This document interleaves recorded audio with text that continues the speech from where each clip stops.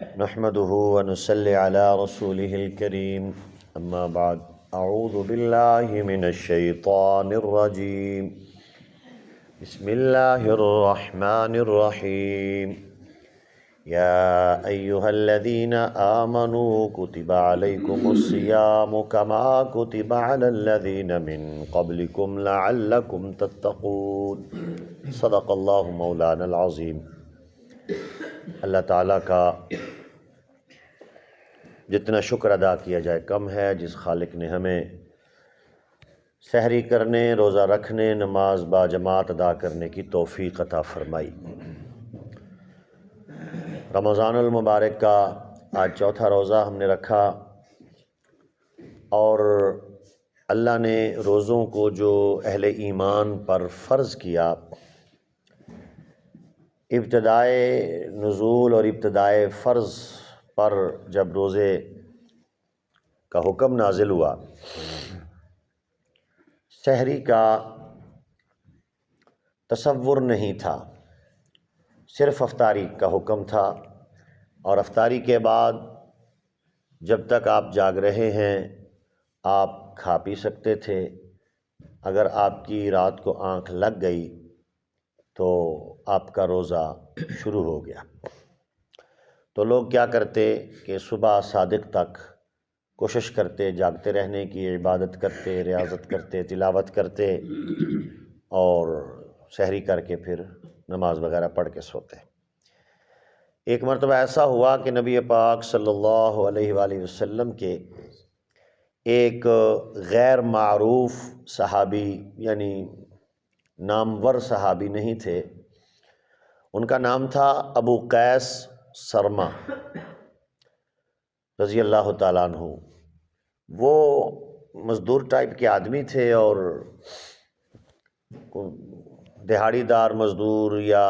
لکڑی وغیرہ کاٹ کے جنگل سے لاتے اور چھوٹا سا اپنا اڈا بنایا اور وہاں سے بیچا اور گھر آ جاتے۔ ان کے ساتھ یہ قصہ پیش آیا کہ وہ تھکے ہوئے آئے اور آ کے افطاری کی، کوئی کھجور پانی کے ساتھ غربت تھی، کھانا بھی نہیں تھا افطاری کے ٹائم پہ۔ تو ان کی اہلیہ وہ کہتی چلو میں کچھ کھانے کا انتظام کرتی ہوں، آج پڑوسیوں سے لے آتی ہوں۔ وہ جیسے ہی واپس آئیں تو یہ ٹیک لگا کے بیٹھے ہوئے تھے، تو ان کی آنکھ لگ گئی۔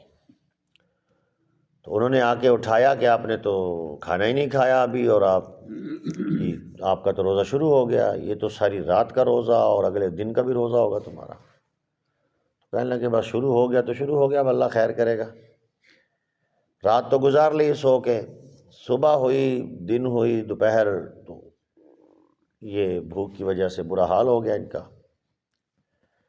اور روزہ توڑا نہیں،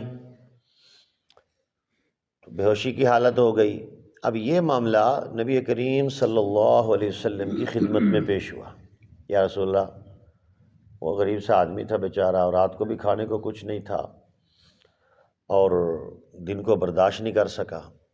اب کیا حکم ہے؟ اس کی جان جاتی ہے تو اب روزہ توڑ دے کہ نہ؟ اگر اللہ کے پیارے نبی علیہ السلام فرما دیتے کہ روزہ توڑ دو، اور آج بھی یہی حکم ہے، اگر جان کا خطرہ محسوس ہو رہا ہے تو جان کے خطرے، جان کو بچانے کے لیے آج بھی حکم یہی ہے کہ توڑا جا سکتا ہے روزہ۔ لیکن اللہ کے محبوب نبی ابھی نہیں بولے، لیکن اللہ تعالیٰ کا قرآن مجید میں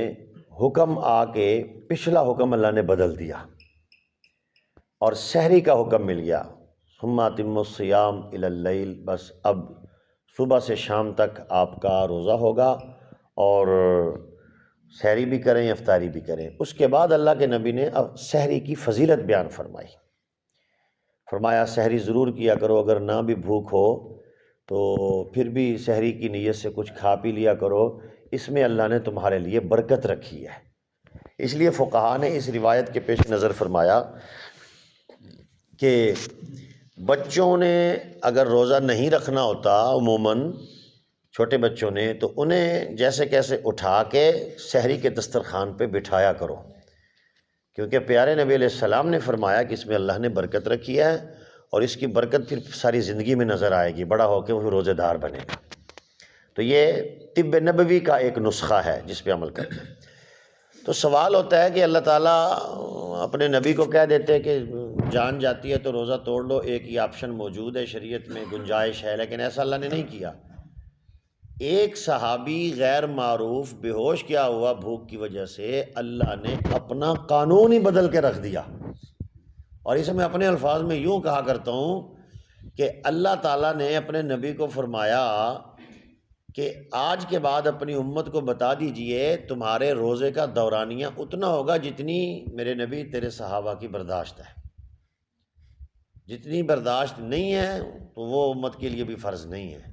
تو ایک صحابی کا بے ہوش ہو جانا، اس پر اللہ نے آدھو آدھ وقت روزے کا کم کر دینا، یہ نسبت اور صدقہ تو حضور کے صحابہ کا ہی بنا ہے۔ اسی طریقہ سے ابتدائے اسلام میں جب روزے فرض ہوئے، ایک اور مسئلہ تبدیلی روزے میں آئی، وہ یہ تھی کہ رات کو مباشرت نہیں کی جا سکتی تھی زوجین کی طرف سے۔ تو حضرت عمر رضی اللہ تعالیٰ عنہ وہ تشریف لائے اور گھر میں رات کو جیسے لیٹ تشریف لائے تو وہ تخلیہ میں چلے گئے اپنی زوجہ کے ساتھ۔ تو وہ کہہ رہی تھی کہ بھئی میں تو سو چکی تھی، میری آنکھ کھلی ہے اب، تو میرا تو روزہ شروع ہو گیا تھا۔ حضرت عمر نے فرمایا تمہیں ایسے بہانے لگتی ہو، اور عورتوں کے بہانے ہی مجھے لگ رہے ہیں یہ۔ تو اب وہ رونے بیٹھ گئی کہ یہ تو آپ نے میرا روزہ توڑوا دیا۔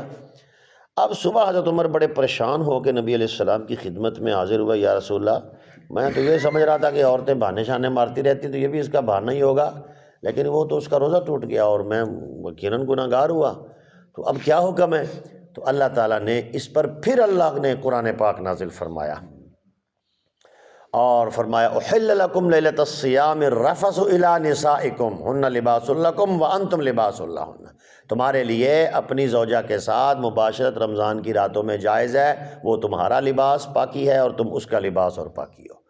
تو یہ دو تبدیلیاں اللہ پاک نے صحابہ اکرام کی نسبت سے اس امت کو عطا فرمائی ہیں۔ اس سے معلوم ہوا کہ اللہ یہ چاہتا ہے کہ دنیا کو پتہ لگے کہ جن کی نسبت سے یہ قرآن اور یہ دین نازل ہوا وہ لوگ اتنے اللہ اس کے رسول کے ہاں مقدس ہیں، تو اگر ان کا اسلام میں احترام نہیں، ان کی اسلام میں حیثیت نہیں، تو پھر بتائیں کائنات میں اور کس کی حیثیت ہو سکتی ہے۔ دعا کیجیے اللہ رب العالمین ہم سب کو صحیح معنوں میں روزہ اور اس کے لوازمات اور اس کے